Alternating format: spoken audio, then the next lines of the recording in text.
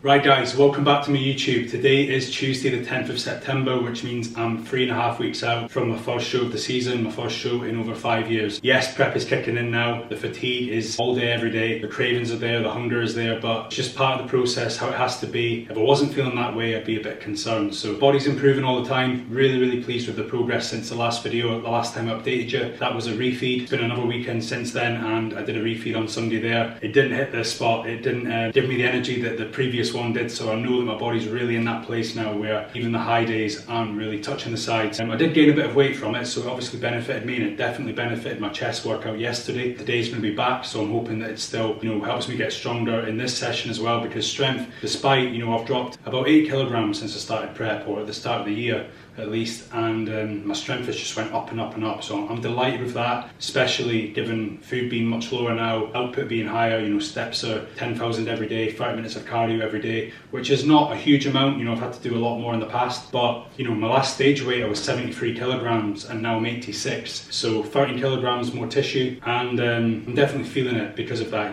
The more muscle you have, I believe that it does make prep all the more challenging because your energy demands are so much higher. So although my food is higher than it was on previous preps and my cardio is lower than it was on previous preps, it still feels the same, which is funny. I would have anticipated going into this that it would have felt a lot easier if the cardio was lower and the food was higher, but it's not the case, because your body needs more essentially to maintain that muscle mass. But yeah, enough about that. Today I'll be training back. I'll take you through some of the exercises and I'll show you obviously my pre-workout meal, post-workout meal. Pre-workout is the same as it has been in terms of the protein intake. 50 grams of protein from beef isolate.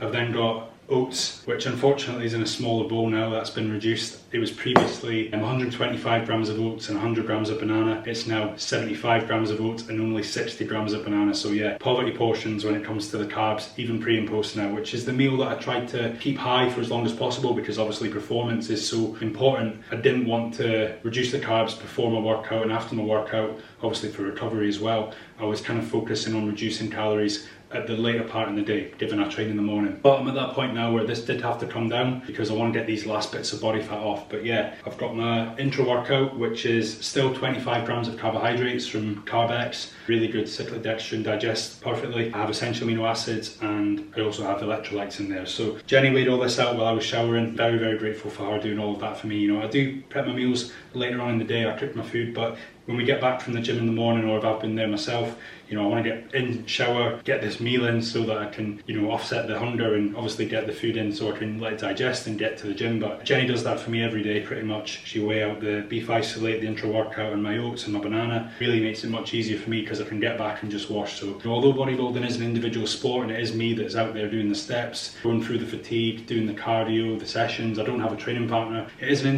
individual sport, and it can be somewhat of a lonely sport at times when you've got somebody like I have with Jenny that's so supportive and allows me to switch off and do other things, and she takes care of at least the morning side of things. It really sets me up to have a successful session. But I'll get this in. I've got my morning gut health drink, which is apple cider vinegar and lemon juice. I have this before every breakfast, and it not only helps with digestion but also helps lower your blood glucose levels. It makes the carbs that you have less impactful, so it's good for body composition, means that your blood sugar doesn't just go crazy when you get this big influx of carbs, so very useful on high days as well. But yeah, I'll get that in, and then I'll have my beef isolate and my oats, and then I'll catch up with you when I'm having my pre-workout coffee, because that's my pre-workout ritual now that I can't miss. And yes, I am at that stage of prep where I'm eating my oats with a baby spoon. Bit childish, I know, well, very childish, but whatever you need to do to make yourself, eat the meal a little bit slower and make it feel like more, there's these little hacks that you use, and this is one of them. Right, getting this pre-workout coffee in. McDonald's coffee, by the way, very underrated. Really need this, especially for back day. Back day requires a lot of angles, a lot of exercises. I'll be doing 7 exercises for back today. It was 8 before when I was doing shrugs, but 7's what I'm doing for now. And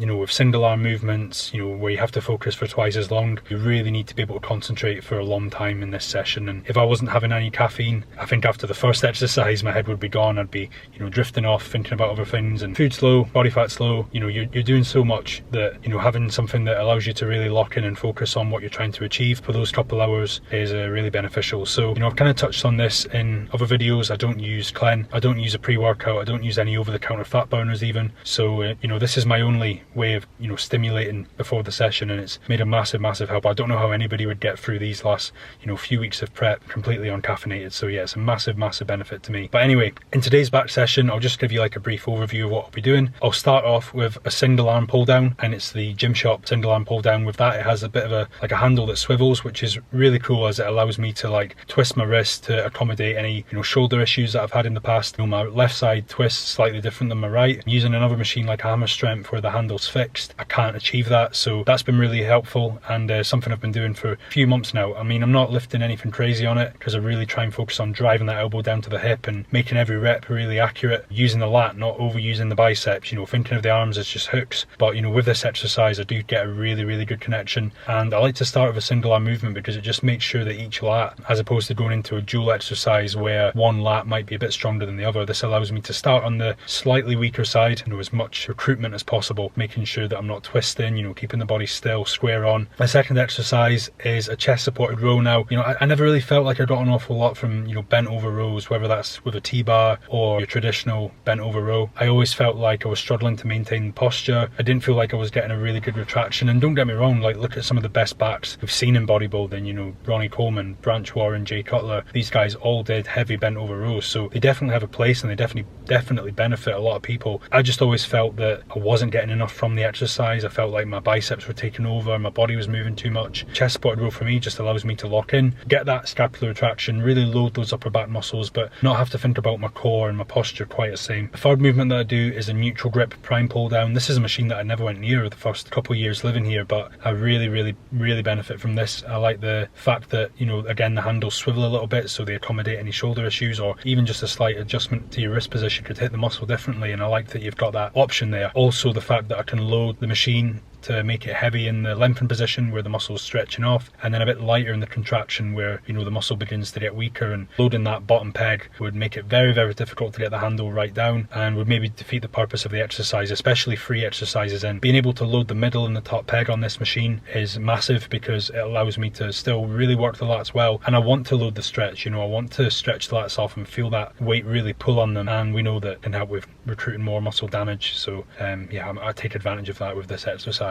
Okay, the next movement is a single arm lat row. This is on the Hammer Strength machine. Again, something I've not done a lot of, and we had this machine at our disposal, you know, living here for 3 years now. I've used it a couple of times, maybe just not properly, maybe trying to do it seated. It's so much better standing, and you can see that I'm keeping my body fixed, I'm not twisting, I'm not letting my upper back get involved, my scapula's not retracting, it is just driving that elbow to the hip, and yeah, it's pure lat. I'm not trying to take the elbow past the body, I squeeze there and then I release, but very happy with this exercise, and I feel like it has helped my lower lat development, and I look forward to obviously using it all the way through my off season because it'll make a massive difference. The next exercise is a low row. It really works that Christmas tree, you know, where I don't twist an awful lot, but I get my elbow back a good amount, you know, really tell the area that it's hitting the lat where it, you know, attaches into the spine. You know, I was doing lower back extensions for ages and thinking, you know, this is for the Christmas tree, but it's not, it's more so for the erectors to get that Christmas tree carved out. This movement is the one. So yeah, really enjoy this, and it's something I've only added in a few weeks ago, but really feeling it. Again, another movement that I know I can take forward into off season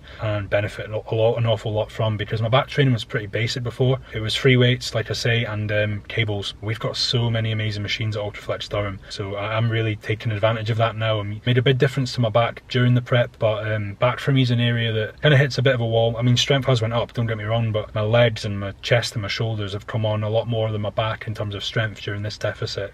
Back is one of those that I know in off season, that's where the real progress will come. Look forward to taking all of these exercises with me, and that in conjunction with higher food will make a huge difference. Okay, then I go on to a close grip cable row. This is just to really open up the upper back and the lats, and using the whole back, trying to work the whole back. I'm not just trying to target one area of this, I'm trying to work, you know, my rhomboids, my lower traps, my lats as well. So yeah, just one set, 10 to 15 reps, just to really finish it off, because I do like this movement. I just feel at this stage of prep I'm better off doing the machines, where you can manipulate the strength curve a little bit more and there's less kind of stabilization even with a cable. So I just like to use this as a bit of a finisher, and focus more so on the single arm rows and the prime equipment for the bulk of the workout. The final exercise today will be deadlifts. So I've been doing rack pulls recently, and I've got a hip shift which I mentioned before, and the bar was landing like way off on one side side compared to the other, and I was having to like pull the bar back into my shins and then go for the next rep, which is a bit off-putting when you're trying to go to failure and, you know, use a lot of force. So I've just stripped it back. I've went back to doing conventional deadlift on the floor where I can roll the plates. You know, it's a little bit easier. It does seem to land on the floor a little bit better than it does on a rack, maybe because the lower body can get involved a little bit more. But I've just stripped that back to 100 kilos and I just do a few sets. So yeah, I'll see how many sets I do today. Like, I'll just go by feel with that. It's not an overly taxing weight. Believe me, I will really feel it. But if I do 2 sets, that's fine. If I do 3, that's fine. I'm not trying to, you know, I've deadlifted well over 200 kilos in the past for reps, but you know, at this stage, end of a session, I'm not trying to break any records. 100 kilos for a few sets, just controlling the eccentric, getting posture right, going for that next rep and really trying to feel the back squeeze at the top. It's going to be more of a finisher at this point in the session, having done all of those upper back and lat movements. I'll crack on now. I know that was a long explanation. I did say it would be a brief overview, but I can talk for Britain. Hope you enjoyed the clips. I'll catch you back at the house when I get my post-workout meal in.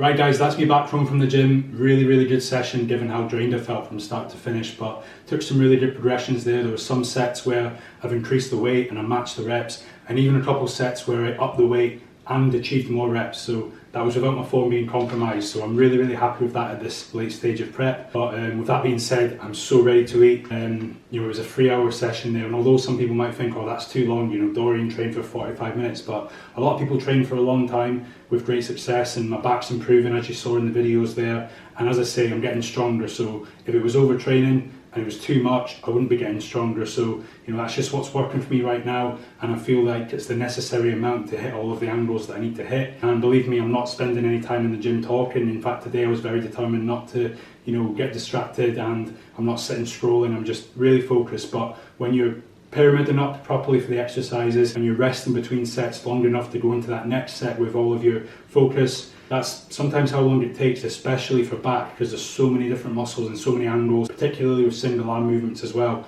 Some of the songs that normally fire me up today just weren't doing it. That coffee did nothing, but a lot of people in prep can probably relate to that, where, you know, things that normally get you fired up and that adrenaline that you can normally generate before a set, it just wasn't there. But I'm determined to look my best in 3 weeks, so I just really went for it on those sets and took the progressions that I needed. So very pleased with that. But post-workout meal, beef isolate, 250 grams of mango and 10 rice cakes. Quite a basic meal, but at this stage of prep, your taste buds are pretty well adapted to the fact that your meals are quite boring, and to be honest, it tastes great. So gonna look forward to this. Get stuck in now, and I'll update you the next meal. Okay, time for meal 3. We've got 250 grams of cod, 63 grams of rice, and 100 grams of veg from cucumber. So yeah, I avoided white fish for about 10 years. In 2014, when I did my first prep, I was eating Tesco value white fish, which I believe was pollock, and I was doing that in the steamer, and I was having it cold at school.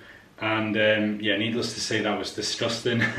very unenjoyable, and I think I was just having like black pepper and a bit of salt, maybe not even any salt, because I thought sodium was bad at that point in time. Now obviously I understand how important it is for, you know, muscle contraction and fullness even. I've succumbed to the white fish, but now I'm having cod with, you can see here, like I have some paprika on it, and I do it in the air fryer and I get to have it warm, so it's day and night compared to having it cold back in the day with no seasoning, steamed. That was rough, and a very harsh introduction to bodybuilding, but I was, you know, coaching myself, and I thought I had to suffer that badly when I probably didn't even need to have cod back then. But, you know, I could have something maybe a little bit fattier like chicken, but if I did that, my carbs would have to be a little bit lower. And with this, I'm able to have some rice, and the rest of the day, my carbs aren't super low. But on a training day now, I'm having 275 grams of carbs. In the past, I've had to go 0 carbs, 0 fat, you know, mainly because of my start point and, you know, the length of time I gave myself to prep. Now I don't have to, you know, go exclusively, you know, like protein, you know, no fat, no carbs. I have the option. Do I take my fats lower or do I take my carbs lower? I choose to take my carbs, you know, keep them a bit more moderate and take the fats lower. Practically 0 if you look at my diet right now, apart from the oats that I have in the morning. But you know, with the beef isolate, the cod, and then what I'll have later in the day with some egg whites, my fats are very, very low. But I'd rather do that if it means I can keep the carbohydrates a little bit higher, because the carbohydrates are going to keep the muscles rounder and fuller. If I was to, you know, keep a little bit more chicken in, or beef, or even some salmon, or have some egg yolks, that would be more fat, and consequently I'd have to take the carbs lower, leading to a flatter physique. So, you know, having the fats low like I am allows me to keep a little bit more carbohydrates in my diet, keeping the muscles more fueling that contraction in the gym, and giving the muscles that roundness. Because ultimately, yes, I can carb up for the show at a later date, but the manner in which you diet, letting the muscles go flat for too long, it's going to result in a flatter look on stage, even with a carb up. So, you know, I'm trying to keep the carbs more moderate rather than super low this time, and as a result, yes, the fats have to go low. You know, it's not ideal from a health perspective, because we do need dietary fat. They are essential, you know, for our brain function, for digestion, you know, for so many other bodily functions, hormones as well. But we're in the final 3.5 weeks of prep. It's time to just, you know, do what needs to be done, get those last little bits of body fat off. And, you know, nobody's going around saying, hopefully not, claiming that the end of contest prep is very, very healthy. It's not. You are going to be deficient in dietary fat and some of your nutrients, and it's just how it has to be to get those last remaining bits of body fat off, to get extremely lean. I'm accepting of that, and yeah, like I say, got cod and rice and veg, and it's the same for meal 3 and meal 4. So I will be repeating this meal, and I'll show you what meal 5 is later on. Very, very exciting. Okay, training day meal 5, I've saved the best till last. 500 grams of egg whites, and that's about it. It's so white you can't even see it. Yeah, 0 yolks, just 500 ml of egg whites, 50 grams of protein, 0 fat, 0 carbs. This is the shit you have to do if you want to get super, super lean. You know, you can get stage conditioned, but getting beyond just good enough for the stage, unfortunately, does require going to extremes like this. So yeah, I'm going to tuck into this, really enjoy it, and I'll wrap it up there, guys. So yeah, thank you again for tuning in, and don't forget to like and subscribe.